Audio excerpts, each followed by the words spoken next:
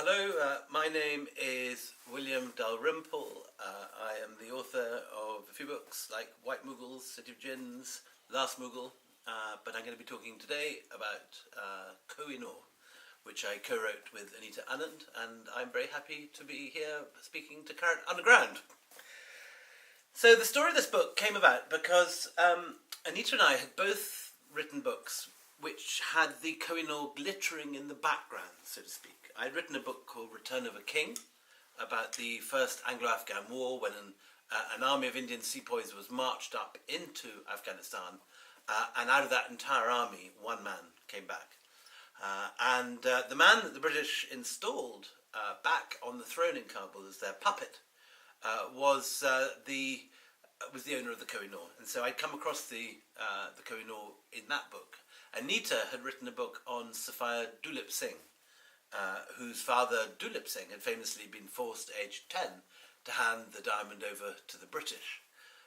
And so the Koh-i-Noor was something we were both familiar with, and we were galvanised into action when the Solicitor General of India made a fantastically inaccurate and oddly ignorant statement to Parliament about the Koh-i-Noor's history a couple of years ago, when he suddenly announced that the Koh-i-Noor was not seized as loot, as every Indian and most Brits have always believed.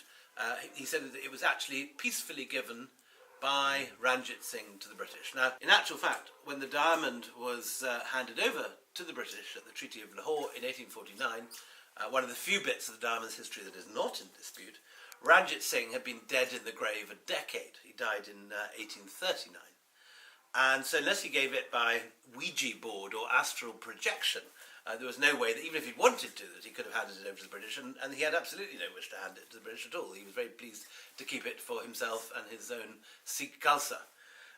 So galvanised by this very odd statement, Anita and I worked away and produced a book in two halves. The first half of the book, The Jewel in the Throne, is the story of the Koh-i-Noor in Mughal hands on the peacock throne. And the second half of the book, the Jewel in the Crown, is the story of what happened to the diamond once it arrived in Britain, and that's Anita's half of the book, and all very much tied up with Queen Victoria and Dulip Singh and their relationship. One of the things we discovered, particularly in my half of the book, the early history of the diamond, was that almost everything that people believe about the diamond is wrong. If you go to Wikipedia or go to any of the previous books or many articles written on the subject, you'll see a long history for the diamond saying it was discovered in the Golconda mines deep below the earth.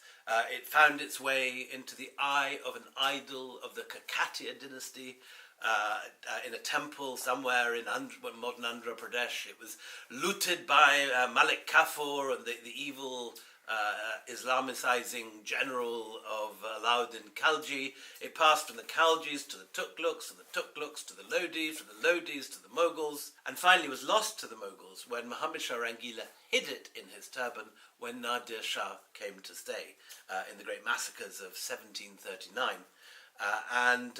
Unfortunately, Nadir Shah and Muhammad Shah Rangila were sleeping with the same courtesan, Nurbai, and she revealed as part of her pillow talk the hiding place of the diamond. And so as they were leaving, the Persians said to Muhammad Shah Rangila, "We have been such brothers, let us exchange turbans as a sign of brotherhood." And so it was, according to this legend, that the Koh-i-Noor left India. Now, everything that I've just told you, every single detail, is either inaccurate or wrong or completely unprovable. There's absolutely no evidence where the diamond came from, though in all probability it did come from the Golconda mines. We have absolutely no idea at what period it was mined. It could have been mined in antiquity. It could have turned up at the time of the Mughals, because the first actual historical, solid, unambiguous reference to this diamond, as opposed to the many other large diamonds, which people have largely forgotten, comes in about 1750. A Persian source, a man called Muhammad Yazdi Marvi, writes that it was at the top of the peacock throne, that it was on the eye, the head of the peacock. And he sees it when the diamond has already left India and is in Iran, in exile in Herat. Before that, there is not a single Mughal reference to this diamond. And what there is reference to is many other references to diamonds in general, and many large diamonds. We hear about them in Vijayanagara, we hear about them in Mughal hands, but there's nothing specifically that can be pointed to be the Koh-i-Noor, because India produced a great number of very large stones. All the world's diamonds until the 1720s came from India.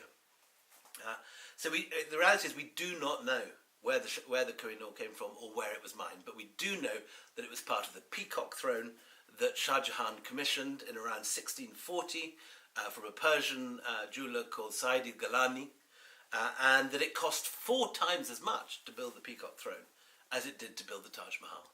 And that's where the real history of the Koh-i-Noor begins. It could have been in a temple of the Kakatiya dynasty. It could have been, all over the place. But we have no evidence for it. There's absolutely not one single solid piece of historical evidence linking it anywhere before the Peacock Throne. And potentially it could have just been dug out of the ground that year, 1640. We just don't know.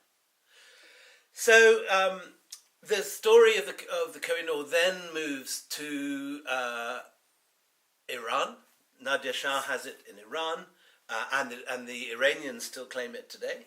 There are in fact 7 countries that claim the Koh-i-Noor, as well as Britain: India, Pakistan, Bangladesh, Iran, Afghanistan, and the Taliban. The Islamic Emirate, as they call themselves, also claim it, an unlikely claimant for the throne, Mullah Omar, but there you go. And from Iran, it passed to Afghanistan, because when Nadir Shah was assassinated, his successor, Ahmad Shah Abdali, also known as Ahmad Shah Durrani, took the diamond with him and used it as the capital to found Afghanistan. So the Afghans feel this is rather like Mahatma Gandhi's loincloth or something. This is an essential part of the founding of their state. So the Afghans want it back. It was lost by the Afghans. The great grandson of Ahmad Shah Abdali was Shah Shuja, who was the last Durrani emir of Afghanistan. He lost his throne, took the Koh-i-Noor to Lahore, where it was seized from him by force by Ranjit Singh, who demanded it as payment for his hospitality, for sheltering this man. And when Shah Shuja refused to hand it over, according to Shah Shuja's account, Ranjit Singh tortured his son in front of him until he gave it to him. We don't know whether that's the truth, but that's certainly what Shah Shuja claims. And it remained with the Sikhs, and through the death of Ranjit Singh wanted it to go to Juggernaut, but his successors kept a close hang of it. The treasurer, Beli Misaram, hid it when Ranjit Singh died to stop it being sent off to Puri.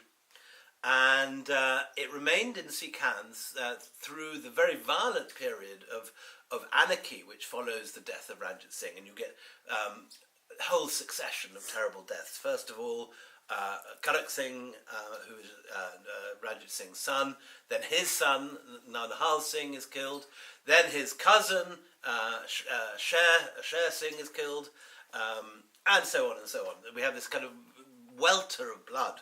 And one of the things that you learn when you study the history of the Koh-i-Noor is that it's actually not an object you want at all. For all that 7 different countries are currently claiming it, wherever it goes, it creates dissension and bloodshed. It's the nearest thing in the real world to the Ring of Power in Lord of the Rings. And wherever it goes, it brings dissension, bloodshed. Once the British got their hands on it, it has this incredibly spooky passage to England, when the ship which is carrying it has typhoid break out and all the sailors die. There's only 3 alive by the time they make it into Portsmouth, having hit a typhoon on the way. I mean, everything goes wrong on this voyage. As it enters British waters, the British Prime Minister is thrown from his horse, Robert Peel, and dies. And that same day, a madman comes out of the crowd and whacks Queen Victoria over the head with a silver-tipped stick. And so she receives the Koh-i-Noor with a black eye. And then shortly after that, Albert dies. But it is nonetheless during the reign of Queen Victoria that the Koh-i-Noor becomes a rock star for the first time. It's this period that you get the Great Exhibition of 1851, and a third of the population of Great Britain queue up to see the stone. But it isn't what they expect. They're thinking they're going to get some glittery diamond because now brilliant cuts, this way of faceting diamonds, is all the fashion in Victorian London. But instead it's a mogul cut. It has a rose cut, a very simple cut on the top of the diamond. And it's not symmetrical. It's called the Mountain of Light because it looks like a mountain with all the irregular shapes that mountains have. And so Albert, before he dies, orders the stone to be recut, and there's a cock-up during the cutting. It's got a flaw in the middle of it, and the diamond loses more than half its weight in the recut. It goes in at 195 carats, and it comes out at 95 carats. In other words, it loses 100 carats in the recut. It's a catastrophe. And so the Koh-i-Noor, which was once, the most celebrated diamond in the world, is actually now not a very big diamond at all. It's not even in the world's top 100 diamonds. But it's something which has more heft than its own weight, in that it's become for many Indians, as for many Iranians, Afghans, Bangladeshis and Pakistanis, the ultimate symbol of colonial loot. And for that reason, people see it as something which Britain should give back to the country it plundered. It's unclear how, obviously, this should be done. Should it sort of sit in Wagah border between India and Pakistan, so they can look at it from different angles? Should it be cut into 6 pieces, one piece given to Iran, another to Afghanistan? In the meantime, the British government, of course, says it's not going to give it up, and it just sits in the Tower of London on display where any tourist can see it. The next person who's due to wear it is the future Queen Camilla. And if that doesn't finish off the British monarchy, nothing else will. Thank you very much.